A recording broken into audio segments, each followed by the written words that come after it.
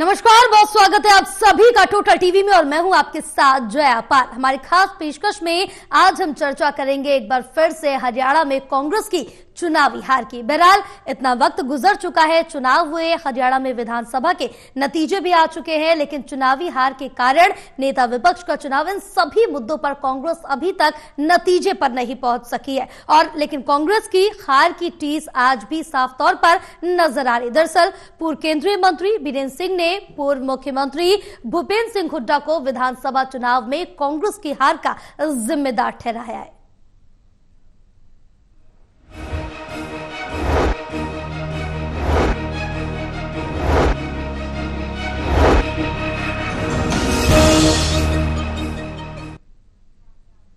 इसी पर आज हम चर्चा करेंगे। हमारे साथ पूरा पैनल जुड़ा हुआ है। वरिष्ठ पत्रकार वीरेंद्र सोनी जी हमारे साथ जुड़े हुए हैं, एसोसिएट एडिटर देवेंद्र कथुरिया हमारे साथ जुड़े हुए हैं, associate editor doctor Mahesh Kumar हमारे साथ जुड़े हुए हैं। आप तीनों का टोटल टीवी में बहुत स्वागत है। इसी पर आज हम चर्चा करेंगे, जहां कांग्रेस अपनी हार को लेकर अभी तक निष्कर्ष नहीं निकाल पाई कि क्या कुछ कारण रहे हैं, और इस पर तमाम बयान भी सामने आ रहे हैं। इसी पर चर्चा करेंगे, लेकिन उससे पहले दिखाएंगे एक रिपोर्ट।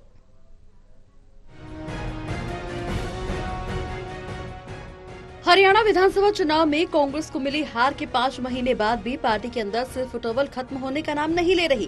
कांग्रेस नेता हार का ठीकरा कांग्रेस के वरिष्ठ नेता भूपेंद्र सिंह हुड्डा पर फोड़ रहे हैं।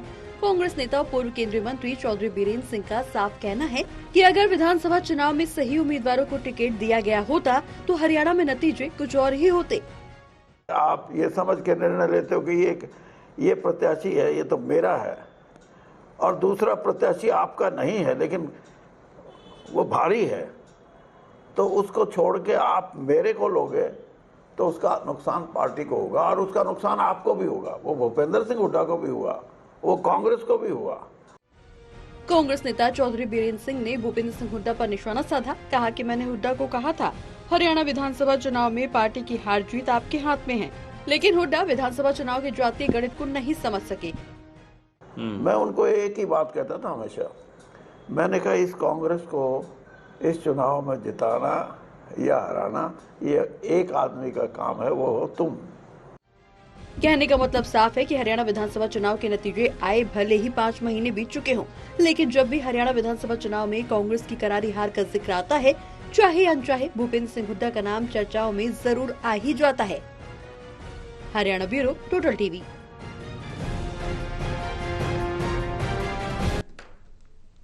चलिए चर्चा की शुरुआत करेंगे। देवेंद्र, आपके पास आएंगे सबसे पहले। जिस तरह से देखें कि हरियाणा के पूर्व केंद्रीय मंत्री बीरेंद्र सिंह ने पूर्व मुख्यमंत्री भूपेंद्र सिंह हुड्डा को विधानसभा चुनाव में हार का जिम्मेदार साफ तौर से ठहरा दिया। उनकी तरफ से साफ तौर से ये कहा गया, क्योंकि वो मेरे रिश्तेदार भी, और मैं जब भी उनसे मिलता था और ये कहता था कि हरियाणा में कांग्रेस को जिताना आपके हाथों में है और हराना भी, लेकिन एक ही आदमी के हाथ में इस तरह से पूरी चीजें हो तो ये सही नहीं है, और वो चीजें सारी हुड्डा के हाथ में थी। अगर ये सोच समझकर टिकट दी जाती कि हैवी कैंडिडेट है या आपका अपना।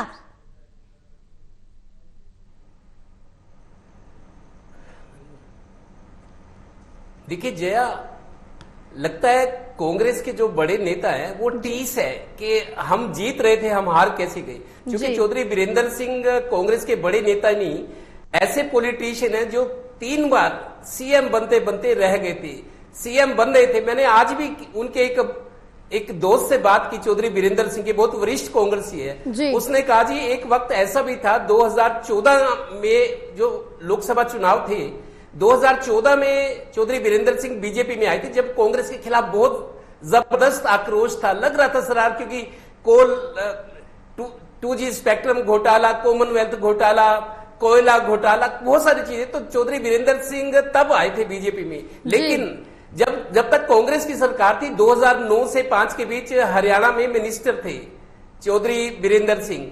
एक दफा ऐसा हुआ, एक मौका आया था कि मनमोहन सिंह की सरकार में रेल मंत्री बनाया जा रहा था चौधरी बीरेंद्र सिंह को, रेल मंत्री, जब मनमोहन सिंह प्रधानमंत्री थे। 2009 से 14 का जो टर्म था भूपेंद्र हुड्डा थे, लेकिन इनके करीबी लोग बताते चौधरी बीरेंद्र सिंह के कि ये थोड़ा सा कान के कच्चे हैं। इनको खबर लगी कि केंद्र में आपको रेल मंत्री बनाया जा रहा है। इन्होंने अपनी कोठी पर कढ़ाई चढ़ा दी। कढ़ाई मतलब हरियाणा में कहते हैं कढ़ाई चढ़ना, जब कोई खुशी का मौका होता है, मिठाई बनवाना और बंटवाना।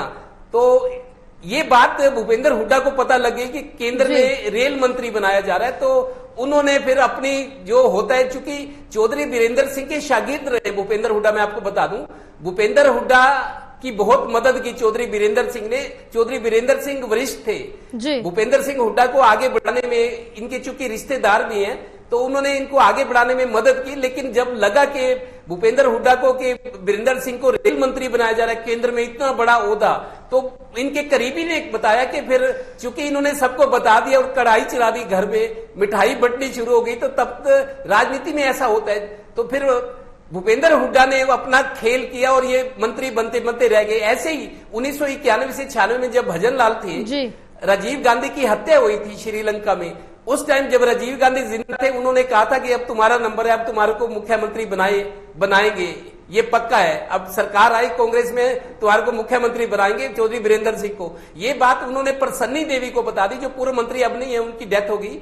प्रसन्नी देवी भजनलाल की मिनिस्ट्री में होती थी और भजनलाल के काफी करीबी थी। भजनलाल को बता दिया कि इनको मंत्री बनाया जा सकता है, तो मुख्यमंत्री बनाए जा सकते, जैसा राजीव गांधी ने इनको कहा भी था कि इस बार तुम्हारा ध्यान रखेंगे तुम्हें। लेकिन अनफॉर्चुनेटली राजीव गांधी की हत्या हो गई, तो तब भजनलाल ने सारा खेल कर दिया, बीरेंद्र सिंह फिर मुख्यमंत्री बनते बनते रह गए थे।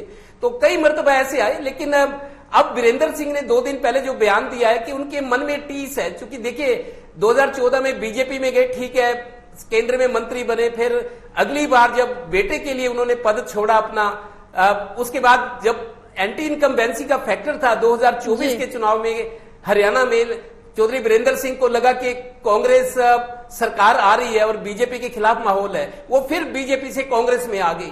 तो मतलब उसके बाद क्या हुआ, बेटा भी उनका रह गया और खुद भी, तो कांग्रेस की सरकार नहीं आई, तो उनके मन में टीस है। बार बार वो कहते हैं कि मैंने भूपेंद्र हुड्डा को कहा था कि एक शख्स है जो मुख्यमंत्री बन सकता है, हरियाणा की सरकार ला सकता है, और वो अकेला भूपेंद्र हुड्डा, चूंकि मेरा दोस्त भी है, मेरा रिश्तेदार भी है। मैंने भूपेंद्र हुड्डा को भी कहा था कि एक ही आदमी है, वो है भूपेंद्र हुड्डा, जो कांग्रेस की सरकार लाने में सक्षम है। लेकिन मैंने ये सलाह भी दी थी कि जातीय समीकरणों का ध्यान रखें आप, और टिकट का बंटवारा ठीक तरह से करें, क्योंकि इससे पहले 2 जो चुनाव हुए, टिकट का बंटवारा ना होने से कांग्रेस सत्ता में आने से चूक गई थी। इस बार चौधरी बीरेंद्र सिंह ने कहा था टिकटों का बंटवारा समझदारी से करना, जातीय समीकरण ध्यान में रखना। बीजेपी ने ये जरूर किया, दोनों बातें जो बीरेंद्र सिंह ने भूपेंद्र हुड्डा को कही थी। तो अब वो भूपेंद्र हुड्डा पर निशाना साध रहे हैं कि कांग्रेस की सरकार आ रही थी, आती तो आप भी होते, हम भी होते, सरकार होती, लेकिन वो खींच उतार रहे कि आपने मेरी सलाह नहीं मानी, मन मानी की, टिकटें सही नहीं बांटी और किसी को पूछा नहीं। यही वजह के आपके हाथ में आई हुई जो सरकार थी वो चूक गई। तो अब ये अंदर की टीस बाहर आ रही है कांग्रेस में। जी, अब बिल्कुल साफ तौर से देखने को मिल रहा है, और जो कांग्रेस में अंतः कलह की स्थिति हरियाणा में इस समय देखने को मिल रही है, वो भी जग जाहिर है महेश, क्योंकि ये सभी जानते हैं हरियाणा में, हरियाणा कार्यकर्ता, नेता सभी जानते हैं। और अगर आला कमान की बात करें तो शायद आला कमान ही आंखें बंद करके बैठे हुए, क्योंकि बीरेंद्र सिंह ने साफ तौर से कहा है कि हार का जो सबसे बड़ा और सबसे पहला कारण यही है कि 10 से 12 साल से कोई संगठन नहीं है, कांग्रेस अपने वर्कर्स रूपी मशीन का सही प्रयोग नहीं कर पाई। यूं तो 2500 आवेदन करने वाले थे, लेकिन जिस दिन उन्हें टिकट नहीं मिला तो वो कांग्रेस के विरोध में खड़े हो गए। संगठन होता तो उन्हें बागी नहीं होने देते। देखिए, संगठन नहीं है, इस बात से तो कोई इनकार नहीं कर सकता, और साफ तौर से संगठन की जरूरत है। किसी भी चुनाव के लिए, किसी भी पार्टी की नींव को मजबूत करने के लिए संगठन की जरूरत है, पदाधिकारियों की जरूरत है, कोई जिम्मेदारी से काम करने वाले लोग हों पार्टी के पास, ये बेहद जरूरी है। लेकिन यहाँ पर अगर चौधरी बीरेंद्र सिंह अपनी टीस को जाहिर कर रहे हैं, तो दरअसल उनकी सबसे बड़ी टीस ना सिर्फ हरियाणा प्रदेश में कांग्रेस पार्टी की सरकार नहीं बनने को लेकर है, बल्कि वो अपना जो होम टाउन है, जिससे कहें कि अपना जो गढ़ है, उचाना विधानसभा क्षेत्र, वो खुद भी हार चुके हैं। यहां अपनी राजनीति से रिटायरमेंट लेकर वो अपने आईएएस बेटे को रिटायरमेंट करवाकर राजनीति में लेकर आए थे चौधरी ब्रिजेंद्र सिंह को। ब्रिजेंद्र सिंह को भारतीय जनता पार्टी के टिकट पर सांसद भी बना दिया, और लगातार वो कोशिश कर रहे थे कि सक्रिय राजनीति में ब्रिजेंद्र सिंह को कामयाब वो कर दें। लेकिन इस विधानसभा चुनाव में महज 32 वोटों से उन्हें हार का सामना करना पड़ा। ये हार क्यों हुई? दरअसल ये हार उन लोगों की वजह से हुई जो कांग्रेस पार्टी में टिकटार्थी थे, भूपेंद्र सिंह हुड्डा के साथी माने जाते थे। लेकिन ऐन वक्त पर चौधरी ब्रिजेंद्र सिंह, बीरेंद्र सिंह, दोनों पिता पुत्र जो है एक बार फिर उचाना विधानसभा क्षेत्र में कांग्रेस पार्टी में आ गए। जो पहले से टिकट के दावेदार थे, जो तैयारी कर रहे थे, वो यहाँ पर एक तरीके से हाशिए पर चले गए। निर्दलीय चुनावी मैदान में कूदे भारतीय जनता पार्टी ने हर तरह का सहयोग किया, मैं अंडरलाइन कर रहा हूं, हर तरह का सहयोग किया। अगर रैलियों में भीड़ भेजने की जरूरत पड़ी तो वो भारतीय जनता पार्टी के लोगों ने किया निर्दलीय उम्मीदवार के लिए। और उसके अलावा जो फाइनेंशियल मदद भारतीय जनता पार्टी के लोग कर सकते थे वो भी की गई। और नतीजा क्या हुआ कि उचाना विधानसभा क्षेत्र में ब्रजेंद्र सिंह 32 वोटों से हार का सामना उन्हें करना पड़ा। काफी सारी सीटें ऐसी जहां पर कांग्रेस पार्टी के जो टिकटार्थी थे, जो टिकट हासिल नहीं कर पाए, वो चुनावी मैदान में थे। भूपेंद्र सिंह हुड्डा के एक फोन कॉल का इंतजार वो कर रहे थे कि हुड्डा जो है उन्हें एक फोन कॉल कर दें और वो चुनावी मैदान से हट जाएं, लेकिन वो चुनाव लड़ते रहे और भारतीय जनता पार्टी का सहयोग करती रही, उन्हें हर तरह का सहयोग दिया। आर्थिक सहयोग जो है वो भी लगातार इन निर्दलीय कांग्रेस पार्टी के बागियों को मिलता रहा। चुनावी मैदान में भूपेंद्र सिंह हुड्डा ने एक फोन कॉल कर उन्हें ये नहीं कहा कि आप कांग्रेस पार्टी के कर्मठ कार्यकर्ता हैं और चुनावी मैदान से हट जाएं। नतीजा क्या हुआ वो सबके सामने है। तो ये साफ तौर से बात को साबित किया जा सकता है कि यहाँ पर जीती बाजी ही कांग्रेस पार्टी हारी है और यही सबसे बड़ा दुख यहाँ पर कांग्रेस पार्टी के शीर्ष नेताओं को है। देखिए, सबसे बड़ी जिम्मेदारी भूपेंद्र सिंह हुड्डा की है, ऐसा क्यों कहा जा रहा है? 72 टिकटें, 90 में से 72 टिकटें अकेले भूपेंद्र सिंह हुड्डा की पसंद से दी गई, भूपेंद्र सिंह हुड्डा के साथियों को दी गई। जिताने की गारंटी पार्टी आला कमान को भूपेंद्र सिंह हुड्डा, दीपेंद्र सिंह हुड्डा देकर आए थे। अगर भूपेंद्र सिंह हुड्डा के 72 टिकट चुनाव मैदान में थे और कुमारी शैलजा महज 2 टिकटों के लिए संघर्ष कर रही थी, जो कि उकलाना आरक्षित सीट और नारनौंद विधानसभा क्षेत्र जो कि अपने सबसे नजदीकी माने जाने वाले डॉक्टर अजय चौधरी के लिए वो चाहती थी, और आखिरकार नारनौंद की सीट पर भी वो आकर सिमट गई थी कि सिर्फ नारनौंद का टिकट आप दे दीजिए। वो टिकट भी जो है कुमारी शैलजा को नहीं दिया गया। नतीजा क्या हुआ? शैलजा चुनावी प्रचार से हट गई और ये साफ संकेत था कि अनुसूचित जाति के जो वोट थे वो कांग्रेस पार्टी की गाड़ी से उतर गए। उसके बाद तो पटरी से ही पूरा जो चुनावी अभियान था कांग्रेस पार्टी का उतर चुका था। तो ये मानकर चलिए कि अगर भूपेंद्र सिंह हुड्डा को इस हार के लिए सबसे बड़ा जिम्मेदार माना जा रहा है तो यकीनन वो सबसे बड़े जिम्मेदार हैं भी। वो जीती बाजी हार के आए हैं। भूपेंद्र सिंह हुड्डा ये मानकर चल रहे थे कि भारतीय जनता पार्टी से लोग इतने नाराज हैं कि वो प्रचार करें ना करें, वो किसी भी उम्मीदवार को चुनाव मैदान में उतारें, वो कुछ भी करें, वो जो चाहेंगे वो होगा। उन्होंने यहां तक चाहा कि जो चेहरे उन्हें पसंद नहीं है वो विधानसभा तक अगर ना भी पहुंचे तो उन्हें कोई तकलीफ नहीं थी। नतीजा क्या हुआ कि कांग्रेस पार्टी जीती बाजी हार गई और भूपेंद्र सिंह हुड्डा जो चुन कर सीटों पर अपने पसंदीदा चेहरों को विजयी करवाना चाहते थे, वो पूरा का पूरा गेम पलट गया। और जिस तरीके से हमने कछुए और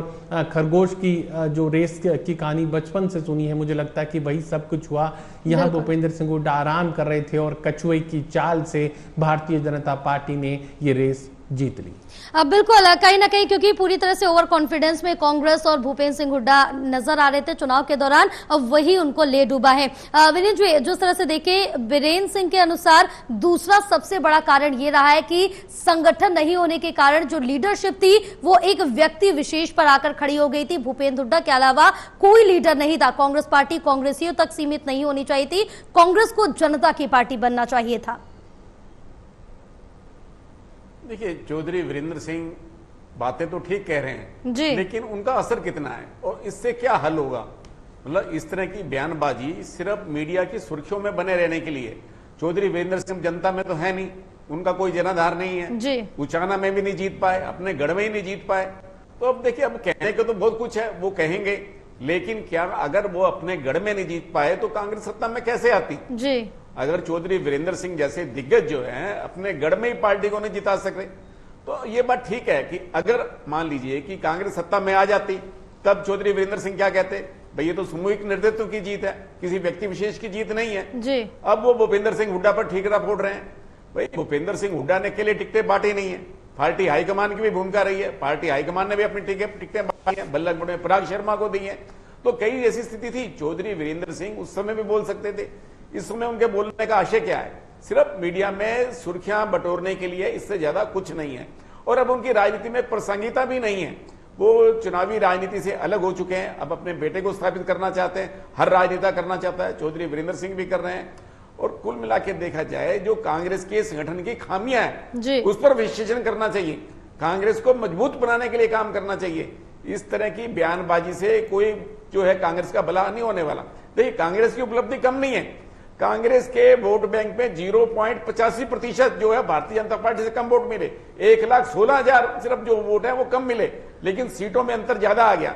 जितनी विपक्ष को 37 सीटें आई हैं, इससे पहले विपक्ष को 37 सीटें कभी नहीं आई। ये कोई कम उपलब्धि नहीं है, लेकिन कांग्रेस जो है इतना गश खाकर गिर गई कि उसको अपनी ये उपलब्धि भी याद नहीं, क्योंकि कांग्रेस ने तो सत्ता के सपने देख रखे थे। सभी नेता सत्ता के सपने ले रहे थे, उसमें चाहे भूपेंद्र सिंह हुड्डा हो, चाहे कुमारी शैलजा हो, चाहे चौधरी वीरेंद्र सिंह हो, सभी मुख्यमंत्री बनने के सपने ले रहे थे। तो ये स्थिति हुई। कांग्रेस की अगर 37 सीटें आई हैं तो कांग्रेस को ये उपलब्धि कम नहीं आंकनी चाहिए। 0.85 जो वोट होते हैं वो कोई प्रतिशत जो है कोई विशेष अंतर होता नहीं है। यहाँ ये ठीक है कि सीटों में अंतर ज्यादा है जी। तो चौधरी वीरेंद्र सिंह जो है वो अपनी विभाग बयानबाजी के लिए जाने जाते हैं, चाहे वो भारतीय जनता पार्टी में रहे तो भारतीय जनता पार्टी के अनुशासन में नहीं रहे, वो तब भी ऐसी बयानबाजी करते रहे, अब भी कर रहे हैं और आगे भी करेंगे। चौधरी वीरेंद्र सिंह की अपनी एक फितरत है, वो निश्चित रूप से उससे बाहर नहीं निकल पाते। भाई अगर मान लीजिए कि वो लोकसभा चुनाव के समय में कांग्रेस में शामिल हो गए थे तो कांग्रेस को मजबूत बनाने के लिए उन्होंने क्या किया? दूसरों पर तो दोषारोपण करना बड़ा आसान है, लेकिन कांग्रेस की मजबूती के लिए क्या किया? वो तो पुत्र मोह से बाहर नहीं निकल पाए, दूसरे नेता भी निकल पाए। अगर कुमारी शैलजा को उनके समर्थकों को टिकट नहीं मिली तो कुमारी शैलजा नाराज होगी। तो ये तो कांग्रेस में चलता रहा है। देखिए भारतीय जनता पार्टी में जीत की संभावना वालों को टिकट दी जाती है। कांग्रेस में शुरू से ये राजनीति रही है, व्यक्ति विशेष की राजनीति रही है, पहले भी रही है, आगे भी रहेगी। तो हम सब लोग अपने अपने समर्थकों को टिकट दिलाने का प्रयास करते हैं। जीत की संभावना की तरफ तो देखा नहीं जाता, क्योंकि कांग्रेस में पार्टी के रूप में एक जो संरचना होनी चाहिए, जो एक दृश्य उभर के आना चाहिए कि सामूहिक पार्टी है, वो तो कभी रहा नहीं। वो तो व्यक्ति विशेष का ये एक समूह है जी। तो इसलिए कांग्रेस ने अपने हार से कोई सबक सीखा नहीं है और आगे भी कांग्रेस की यही स्थिति रहने वाली है। चौधरी वीरेंद्र सिंह पहले भी ऐसे बयान देते रहे, अब भी देते हैं, आगे भी देते रहेंगे। तो इससे कांग्रेस का कोई हित नहीं होगा। कांग्रेस का हित तो यह होगा कि कांग्रेस के लिए काम किया जाए, कांग्रेस की विचारधारा का प्रचार प्रसार किया जाए। किसी पर तो दोषारोपण करना बड़ा आसान है। तो इसलिए अगर कांग्रेस के नेताओं ने अपनी हार से सबक नहीं सीखा तो कांग्रेस के आने वाले दिन भी अच्छे नहीं हो सकते। बिल्कुल, और दिन पर दिन हरियाणा में जिस तरह से देखिए कि तो कांग्रेस का पतन साफ तौर से नजर आ रहा है। बहरहाल जिस तरह से देखा जाए अब कांग्रेस का अगला कदम क्या कुछ होगा वो भी देखना होगा देवेंद्र, क्योंकि तीसरा बड़ा कारण ये भी कहा जा रहा है कि बीजेपी का जाति आधार पर जो बांटने का गणित था वो तो ठीक रहा, लेकिन कांग्रेस इसे बिल्कुल भी समझ नहीं पाई, क्योंकि किसान आंदोलन के बाद जो जीटी रोड बेल्ट पर पंजाबी मतदाता, ज्यादा जमीन वाले सिख बीजेपी विरोधी हो गए थे। इसके बावजूद भी कांग्रेस समझ नहीं पाई और परिणाम इसके उल्टे आ गए। देखिए जया, ये बात तो ठीक है कि बीजेपी ने जिस तरीके से टिकटें बांटी थी, सियासी समीकरण, मतलब सियासी समीकरण में सब जातियों को साथ सम्मान दिया, साथ लेकर चले, उसका फायदा भी नजर आया। जहां बैकवर्ड को टिकट देनी थी, क्योंकि इस बार आप देखिए एससी की 20% वोट थी और बैकवर्ड की 30%। मुख्यमंत्री क्यों बनाया कि नायब सिंह सैनी को? अमित शाह या जो बड़े रणनीतिकार थे उनको पता था बैकवर्ड की 30% वोट थी और 20% एससी की। दो तो बड़े ये वर्ग हैं जो जिनको अगर साथ रखा जाए तो बहुत सारा एक काफी वोट बैंक उनके साथ था। तो बीजेपी ने अपनी रणनीति बनाई, सभी वर्गों को समीकरण साधे, सभी वर्गों को टिकट दी, सभी को मान सम्मान दिया और अपनी रणनीति बनाई। रैलियां जबरदस्त की, प्रधानमंत्री अमित शाह, राजनाथ सिंह, जेपी नड्डा, बड़े बड़े नेता, यूपी के मुख्यमंत्री, मध्य प्रदेश के मुख्यमंत्री हरियाणा में आए। कांग्रेस ना तो प्रचार के लिए उतनी ज्यादा एग्रेसिव नजर आई, ना सक्रिय नजर आई। लग रहा था पार्टी को या लोगों को कि भूपेंद्र हुड्डा, दीपेंद्र हुड्डा, ये 2-3 नेता हैं, प्रदेश अध्यक्ष है। चूंकि हवा थी पार्टी की, एंटी इनकम्बेंसी का सामना बीजेपी कर रही थी, तो लग रहा था कि सरकार आएगी, लेकिन हो गया सब उलट पुलट। वजह ये थी कि बीजेपी की रणनीति जबरदस्त थी, संगठन जबरदस्त था। आप देखिए 2014, 19, 24 ये 3 चुनाव हुए, लोकसभा, विधानसभा। कांग्रेस ने तीनों बड़े चुनाव, 2014 लोकसभा फिर विधानसभा होता है, 19 में और 24 में बिना संगठन के लड़े हैं। अब जब संगठन की इतनी ज्यादा जोर थी, एंटी इनकम्बेंसी फैक्टर बहुत तीखा प्रखर नजर आ रहा था हरियाणा में, उस वक्त भी संगठन नहीं। फिर भूपेंद्र हुड्डा ने अपनी मर्जी से टिकट बांटे, जातीय संतुलन को ध्यान में नहीं रखा। जो कमियां थी लोकसभा चुनाव में 5 सीटें जीतने के बाद कांग्रेस को लगा कि लोग विमुख हो रहे हैं, एंटी इनकम्बेंसी है, कांग्रेस को लोग गले लगाना चाहते हैं। हम लोगों में बात हो रही थी कि कांग्रेस की सरकार आ रही है, विधानसभा में कांग्रेस सरकार बना रही है। और रोहतक साइड तो 8 दिन पहले 5 अक्टूबर को वोटिंग थी, 8 को रिजल्ट थे, तो एक हफ्ता पहले रोहतक में ये प्रचार हो गया कि सरकार आ गई। वहां के भूपेंद्र हुड्डा के समर्थकों ने ये प्रचार शुरू कर दिया कि हमारी सरकार आ गई। पानीपत में हमने देखा दीवारों पे पोस्टर लग गए, आ रही है कांग्रेस। मतलब ऐसे लग रहा था जैसे कांग्रेस आ रही है, लेकिन बीजेपी ने अंदर खाते जो कुछ उनकी बिल्कुल जो तैयारियां थी वो जमीनी स्तर पर बीजेपी दिख रही थी, स्थिति थी, जो जरूरी था वो किया। यही वजह कि कांग्रेस हाथ मलती रह गई और आप एक बाजी बीजेपी मार ले गई। अब बिल्कुल, क्योंकि कहीं ना कहीं जो तैयारियां बीजेपी की थी वो काफी ज्यादा जमीनी स्तर पर मजबूती से की गई थी। बहरहाल महेश, जिस तरह से अगर ये कहा जाए तो ये बिल्कुल भी गलत नहीं है जिस तरह से हम जिक्र कर रहे हैं, क्योंकि हैवी वेट कैंडिडेट की बजाय चहेतों को टिकट दिया गया। आखिर जो आला कमान है कांग्रेस के वो आंख बंद करके क्यों बैठे? क्या वो नहीं चाहते हमारी पार्टी जीते, आगे और काम करे, जनता तक पहुंचे? क्यों हाथ से कोड़े बैठे हैं वो? देखिए, बेहद कमजोरी की स्थिति में कांग्रेस पार्टी आला कमान देखने को मिल रहा है। भूपेंद्र सिंह हुड्डा की पसंद और नापसंद को बदलने का मादा मुझे नहीं लगता कि कांग्रेस पार्टी आला कमान के पास इस वक्त बचा है। हालांकि नेता प्रतिपक्ष की कुर्सी को लेकर भूपेंद्र सिंह हुड्डा बेहद एग्रेसिव नजर आ रहे थे और ये लग रहा था कि भूपेंद्र सिंह हुड्डा को ना कहने की हिम्मत शायद पार्टी के पास नहीं। और इसी सवाल को हमने कुमारी शैलजा के सामने रखा था, तो कुमारी शैलजा ने कहा था कि निर्णय नहीं लेना भी एक निर्णय होता है। यानी भूपेंद्र सिंह हुड्डा को नेता प्रतिपक्ष अगर अभी तक घोषित नहीं किया गया तो उसका भी कुछ मतलब है, वो मतलब आप समझ लीजिए। तो ये मानकर चलिए कि भूपेंद्र सिंह हुड्डा इतने कद्दावर हो चुके हैं, इतने मजबूत हो चुके हैं कि कांग्रेस पार्टी आला कमान उनके सामने कमजोर नजर आती है। भूपेंद्र सिंह हुड्डा की पसंद ही कांग्रेस पार्टी की हरियाणा में आखिरी पसंद बन जाती है, जिसकी वजह से भूपेंद्र हुड्डा फैसले सही ले या गलत, पार्टी आला कमान को उन फैसलों को मानना मजबूरी हो जाता है। और मुझे लगता है कि परिस्थितियों में कोई बड़ा परिवर्तन नहीं आया है। यहाँ पर नेता प्रतिपक्ष का नाम पार्टी को घोषित करना चाहिए था। उदयबान खुद अपना चुनाव हारे बैठे हैं, हार के लिए जिम्मेदार भी वो हैं, तो ऐसे में उनकी जिम्मेदारी को या तो उदयबान खुद वो जिम्मेदारी लेते, लेकिन उन्होंने ये ठीकरा ईवीएम पर फोड़ दिया। तो अब पार्टी आला कमान को, जो हरियाणा प्रदेश का प्रदेशाध्यक्ष है कांग्रेस पार्टी का, वो बदलना चाहिए था, लेकिन वो फैसला भी अभी तक कांग्रेस पार्टी के लोग नहीं कर पाए। तो ये मानकर चलिए, इस बात से कोई इनकार नहीं करेगा कि कांग्रेस पार्टी का जो शीर्ष आला कमान है बेहद कमजोरी की स्थिति में है। भूपेंद्र सिंह हुड्डा जो चाहेंगे वही होगा।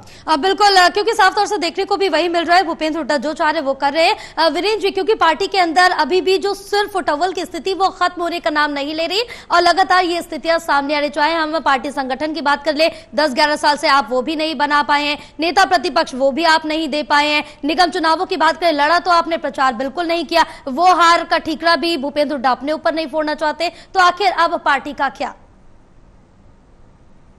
देखिए, ये जो सारी स्थिति बनी हुई है इसके लिए पार्टी हाईकमान दोषी है। विधानसभा चुनाव के दौरान भी पार्टी हाईकमान की सक्रिय भूमिका नहीं रही जी। मतलब जिस तरह से अगर प्रदेश पर भारी थे, जिस तरह उनको प्रदेश में रहकर जो है अपना चुनाव अभियान का संचालन करना चाहिए था, उस तरह का व्यवस्था नहीं बना पाए वो जी। और भारतीय जनता पार्टी की रणनीति अलग थी। और अभी भी देखिए, अगर आपने विधायक दल का नेता, जब आपने अपने विधायकों से राय ले ली तो आपको घोषित कर देना चाहिए, फिर किस बात का इंतजार किया जा रहा है? अब देखिए, उदयबान जी अपने हार की जिम्मेदारी नहीं ले रहे, खुद ही हार गए, तो पार्टी को जिताना तो दूर की बात है।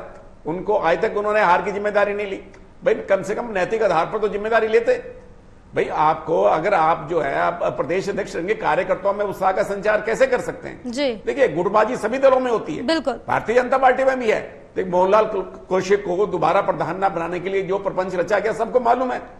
तो मतलब कोई ये अच्छी बात नहीं है। देखिए, भारतीय जनता पार्टी में, लेकिन वहां केंद्र मजबूत है। भारतीय जनता पार्टी का जो केंद्रीय नेतृत्व है वो इतना मजबूत है कि वो उसको आंखें दिखाने पे सभी नेता थर-थर कांपते हैं। बिल्कुल। लेकिन क्या हरियाणा में क्या है? हरियाणा में जो कांग्रेस नेता तो अपने हाईकमान को आंखें दिखाते हैं। तो ये जो स्थिति बनी हुई है, ये हाईकमान जो है जब तक मजबूत नहीं होगा, हाईकमान जो है निर्णय लेने की स्थिति में नहीं होगा, तो ये स्थिति बनी रहेगी।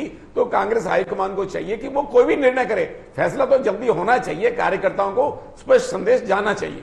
बिल्कुल, कहीं ना कहीं जो कार्यकर्ता उनका भी मनोबल टूट रहा है, कांग्रेस से जो विश्वास है वो भी उठता हुआ साफ तौर से नजर आ रहा है। बहरहाल आप सभी का बहुत शुक्रिया पूरी चर्चा के लिए। और जिस तरह से देखें, कांग्रेस के हरियाणा में जो स्थिति बनी हुई है वो काफी ज्यादा डामाडोल नजर आ रही, क्योंकि विधानसभा चुनाव हुए, उसके नतीजे आए हुए, काफी ज्यादा वक्त बीत चुका है, लेकिन कांग्रेस में जो ये हार की टीस अभी तक खत्म होने का नाम नहीं ले रही है। बार बार अंधे खाते जो कलह की स्थिति है वो साफ तौर से जग जाहिर है। बहरहाल रुकेंगे एक छोटे से ब्रेक के लिए, ब्रेक के बाद जल्द होंगे हाजिर।